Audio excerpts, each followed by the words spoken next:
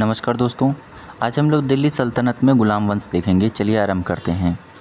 1206 से 1290 ईस्वी तक दिल्ली सल्तनत के सुल्तान गुलाम वंश के सुल्तानों के नाम से विख्यात हुए, जिसका संस्थापक कुतुबुद्दीन ऐबक था। यद्यपि वे एक वंश के नहीं थे, वे सभी तुर्क थे तथा उनके वंश पृथक पृथक थे। साथ ही वे स्वतंत्र माता पिता की संतानें थीं। अतः इन सुल्तानों को गुलाम वंश के सुल्तान कहने के स्थान पर प्रारंभिक तुर्क सुल्तान या दिल्ली के ममलूक सुल्तान कहना अधिक उपयुक्त होगा। भारत में गुलाम वंश का प्रथम शासक कुतुबुद्दीन ऐबक 1206 से 10 ईस्वी तक था। वह ऐबक नामक तुर्क जनजाति का था। बचपन में उसे निशापुर के काजी फ़खरुद्दीन अब्दुल अजीज़ कुकी ने एक दास के रूप में खरीदा था। ऐबक बचपन से ही अति सुरीले स्वर में कुरान पढ़ता था, जिस कारण वह कुरान ख्वां या कुरान का पाठ करने वाला के नाम से प्रसिद्ध हो गया। बाद में वह निशापुर से गजनी लाया गया, जहां उसे गोरी ने खरीद लिया। अपनी प्रतिभा, लगन और ईमानदारी के बल पर शीघ्र ही ऐबक ने गोरी का विश्वास प्राप्त कर लिया। गोरी ने उसे अमीर आखूर का पद पर प्रोन्नत कर दिया। उसने अपना राज्याभिषेक गोरी के मृत्यु के 3 माह पश्चात जून 1206 ईस्वी में कराया था। ऐबक की राजधानी लाहौर थी। ऐबक ने कभी सुल्तान की उपाधि धारण नहीं की। उसने केवल मलिक और सिपाह सालार की पदवियों से ही अपने को संतुष्ट रखा। गोरी के उत्तराधिकारी गियासुद्दीन महमूद से मुक्तिपत्र प्राप्त करने के बाद 1208 ईस्वी में ऐबक को दासता से मुक्ति मिली। अपनी उदारता के कारण कुतुबुद्दीन ऐबक इतना अधिक दान करता था कि उसे लाख बख्श या लाखों का दान देने वाला के नाम से पुकारा गया। ऐबक ने दिल्ली में कुव्वतुल इस्लाम और अजमेर में 2.5 दिन का झोपड़ा नामक मस्जिदों का निर्माण कराया। उसने दिल्ली में स्थित कुतुब मीनार का निर्माण कार्य प्रारंभ किया, जिसे इल्तुतमिश ने पूरा करवाया। फिरोज शाह तुगलक के शासनकाल में इसकी 4थी मंजिल को काफ़ी हानि पहुंची थी, जिस पर फिरोज शाह ने 4थी मंजिल के स्थान पर 2 और मंजिलों का निर्माण करवाया। कुतुबुद्दीन ऐबक की मृत्यु चौगन के खेल, आधुनिक पोलो की भांति एक खेल है, में घोड़े से गिरने के दौरान 1210 ईस्वी में हुई थी। उसे लाहौर में दफनाया गया। दिल्ली सल्तनत का पहला सुल्तान इल्तुतमिश था। उसने सुल्तान के पद की स्वीकृति खलीफा से प्राप्त की थी। खलीफा ने इल्तुतमिश के शासन की पुष्टि उस सारे क्षेत्र में कर दी जो उसने विजित किया था, और उसे सुल्तान आज़म की उपाधि दी। गुलाम का गुलाम ऐबक, जो स्वयं गुलाम था, का गुलाम इल्तुतमिश को कहा जाता है। इल्तुतमिश इल्बरी जनजाति का तुर्क था। सुल्तान बनने से पहले वह बदायूं का सूबेदार था। 1205 से 1206 ईस्वी में खुख्खर जाति के विद्रोह को दबाने के लिए किए गए अभियान में वह मोहम्मद गोरी और ऐबक के साथ था। युद्ध में उसने साहस और कौशल का परिचय दिया, जिससे प्रभावित होकर गोरी ने ऐबक को दास्ता से मुक्त करने का आदेश दिया। मंगोल नेता चंगेज खान भारत की उत्तर पश्चिम सीमा पर इल्तुतमिश के शासनकाल में आया था। चंगेज खान के प्रकोप से रक्षार्थ ख्वारिज़्म शाह का पुत्र जलालुद्दीन मंगबरनी सिंधु घाटी पहुंचा। संभवतः चंगेज खान ने इल्तुतमिश के पास अपने दूत भेजे कि वह मंगबरनी की सहायता न करे, अतः इल्तुतमिश ने उसकी कोई सहायता न की, और जब मंगबरनी 1224 ईस्वी में भारत से चला गया तो इस समस्या का समाधान हो गया।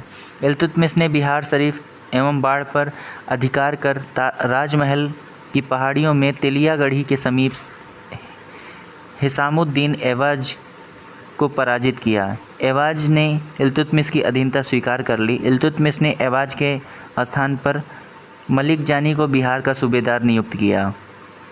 इल्तुतमिश ने ही भारत में सल्तनत काल में सर्वप्रथम शुद्ध अरबी सिक्के चलाए। सल्तनत युग में 2 महत्वपूर्ण सिक्के, चांदी का टंका 175 ग्रेन का और तांबे का जीतल, उसी ने आरंभ किए तथा सिक्कों पर टकसाल का नाम लिखवाने की परंपरा शुरू की। 1229 ईस्वी में इल्तुतमिश को बगदाद के खलीफा से खिलअत का प्रमाण पत्र प्राप्त हुआ, जिससे इल्तुतमिश वैध सुल्तान और दिल्ली सल्तनत स्वतंत्र राज्य बन गया। इब्न बतूता के वर्णन से ज्ञात होता है कि इल्तुतमिश ने अपने महल के सामने संगमरमर की 2 शेरों की मूर्तियां स्थापित कराई थीं, जिनके गले में 2 घंटियां लटकी हुई थीं, जिनको बजाकर कोई भी व्यक्ति सुल्तान से न्याय की मांग कर सकता था। इल्तुतमिश ने सभी शहरों में काजी और अमीरदाद नामक अधिकारी नियुक्त किए थे। Doctor RP. त्रिपाठी के अनुसार भारत में मुस्लिम संप्रभुता का इतिहास इल्तुतमिश से आरंभ होता है। सर वोजले हेग के अनुसार इल्तुतमिश गुलाम शासकों में सबसे उदार और महान था। डॉक्टर ईश्वरी प्रसाद के अनुसार इल्तुतमिश निसंदेह गुलाम वंश का वास्तविक संस्थापक था। मध्यकालीन भारत की प्रथम महिला शासिका रजिया सुल्तान 1236 से 40 थीं। व्यक्तिगत दृष्टि से उसने भारत में पहली बार स्त्री के संबंध में इस्लाम की परंपराओं का उल्लंघन किया था और राजनीतिक दृष्टि से उसने राज्य की शक्ति को सरदारों और सूबेदारों में विभाजित करने के स्थान पर सुल्तान के हाथों में केंद्रित करने पर बल दिया था तथा इसी प्रकार उसने इल्तुतमिश के संपूर्ण प्रभुत्व संपन्न राजतंत्र के सिद्धांत का समर्थन किया, जो उस समय की परिस्थितियों में तुर्क राज्य के हित में था। रजिया बेगम को सत्ताच्युत करने में तुर्कों का हाथ था। उन्होंने भटिंडा के गवर्नर मलिक अल्तूनिया के नेतृत्व में रजिया के विरुद्ध विद्रोह कर उसे सत्ता से हटाया था।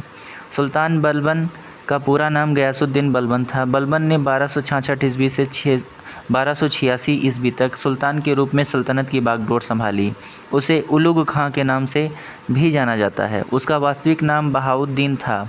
इल्तुतमिश की भांति वह भी इल्बरी तुर्क था। बलबन बचपन में ही मंगोलों द्वारा पकड़ लिया गया था, जिन्होंने उसे गजनी में बसरा के निवासी ख्वाजा जमालुद्दीन के हाथों भेज दिया। अनंतर 1232 ईस्वी में उसे दिल्ली लाया गया, जहां इल्तुतमिश ने 1233 ईस्वी में ग्वालियर विजय के पश्चात उसे खरीदा। उसकी योग्यता से प्रभावित होकर इल्तुतमिश ने उसे खसदार का पद दिया। रजिया के काल में वह अमीर शिकार के पद पर पहुंच गया। रजिया के विरुद्ध षड्यंत्र में उसने तुर्की सरदारों का साथ दिया। फलस्वरूप बहराम शाह के सुल्तान बनने के बाद उसे अमीर आखूर का पद मिला। बदरुद्दीन रूमी की कृपा से उसे रेवाड़ी की जागीर मिली। मसूद शाह को सुल्तान बनाने में उसने तुर्की अमीरों का साथ दिया, जिसके फलस्वरूप उसे हांसी की सूबेदारी मिली। 1249 ईस्वी में बलबन ने अपनी पुत्री का विवाह सुल्तान नासुरुद्दीन से किया। इस अवसर पर उसे उलुग खां की उपाधि और नायबे ममलिकात का पद दिया गया। 1266 ईस्वी में बलबन दिल्ली की राजगद्दी पर आसीन हुआ।